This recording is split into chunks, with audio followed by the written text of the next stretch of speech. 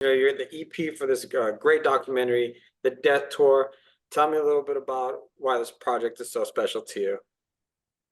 Well, I mean, there's so many different facets of pro wrestling, and some people know about and some people don't. And I think one of the kind of misunderstood parts of the business is kind of when you start out how it is. I think that a lot of people think that when you are a pro wrestler, you just instantly start on TV in front of millions of people, making millions of dollars, and that's just the way it is. But there's a whole process that goes into that to be able to get to that position.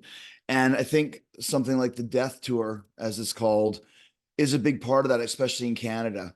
So that's kind of why I was really attracted to it in the first place, because I've done a death tour before, and I know how hard it is physically and mentally, but also know how important it is when you're a young wrestler to get involved in it, and kind of spread your name value. That way, it's almost a badge of honor in a lot of ways to be involved with one.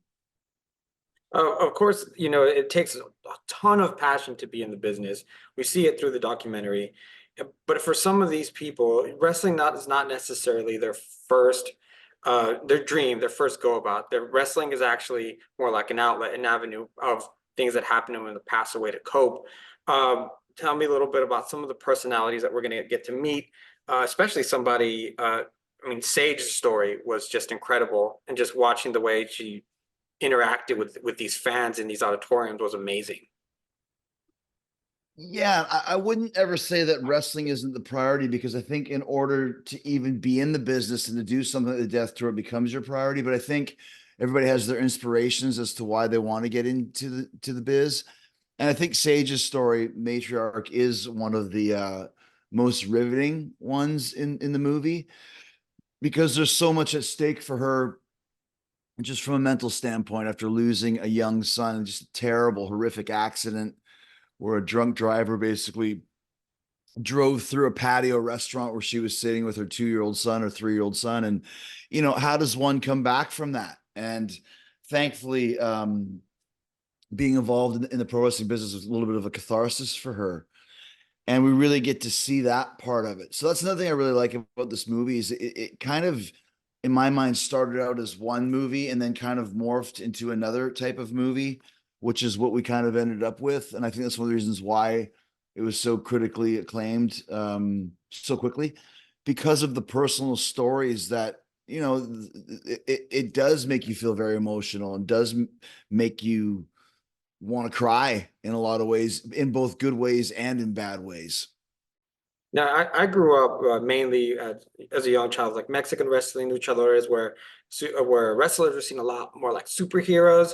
And it's interesting to watch this documentary to see how these kids, how these families flock around the wrestlers after events during school, promotions and talks. For you, who's been on one of these death tours, how important is this tour to these people in these communities? Well, I think that's something else too, that like the Death Tour is just kind of a moniker. I mean, there's some danger to it, and I think more of like it could be called the Exhaustion Tour, or the Insanity Tour. But I think there's also a lot of joy involved in doing these shows, because you're going to places, and it's not necessarily just going up to Indian reservations either. It's like anytime you do small town shows in wrestling, and it happened all throughout the early years of my career, people are so excited that you're coming to town. If you're in, just using, like, Winkler, Manitoba, or it could be the Pas, Manitoba, if you want to talk about Canadian, the Canadian province of Manitoba, or it could be Bloodvein, getting way up into the reservations.